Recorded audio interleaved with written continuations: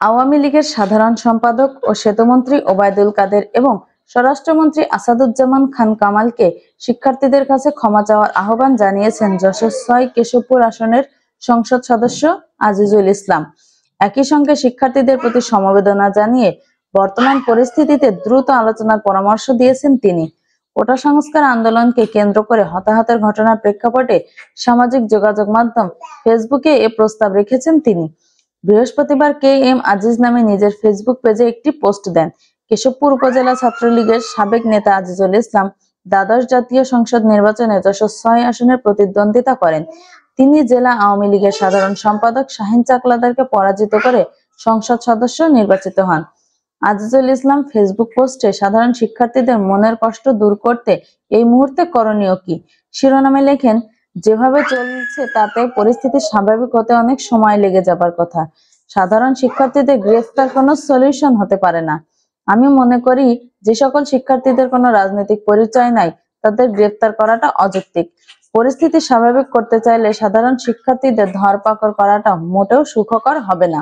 বরং এই মুহূর্তে সরকারের উচিত হবে যে সকল সাধারণ শিক্ষার্থী গ্রেফতার হয়েছে সেই সকল সাধারণ শিক্ষার্থীদের নিঃশর্তভাবে মুক্তি দিয়ে বিশ্ববিদ্যালয়গুলোর ভিসি মহোদয়, শিক্ষামন্ত্রী, আইনমন্ত্রী, রাষ্ট্রের সর্বজনমান্য কিছু অভিভাবক, আন্দোলনকারীদের সমন্বয়ক এবং জাতীয় অধ্যাপকদের নিয়ে শিক্ষাঙ্গনে শিক্ষার পরিস্থিতি ফেরাতে একটি সার্বজনীন ডায়ালগের ব্যবস্থা করা। শিক্ষার্থীদের পুঞ্জীভূত খুব প্রশমিত করতে রাষ্ট্রের সর্বোচ্চ আন্তরিকতা দেখানোই হবে এখন সময়ের সেরা সিদ্ধান্ত।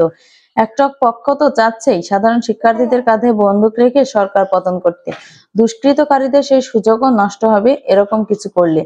পোস্টে আরো লেখা হয়েছে, সবচেয়ে পরিতাপের বিষয় যে দুজন লোকের ওপর শিক্ষার্থীদের সবচেয়ে বেশি ক্ষোভ সেই ওবায়দুল কাদের সাহেব এবং স্বরাষ্ট্রমন্ত্রীকে এখনো সেভাবে সাধারণ শিক্ষার্থীদের কাছে দুঃখ প্রকাশ করতে দেখলাম না।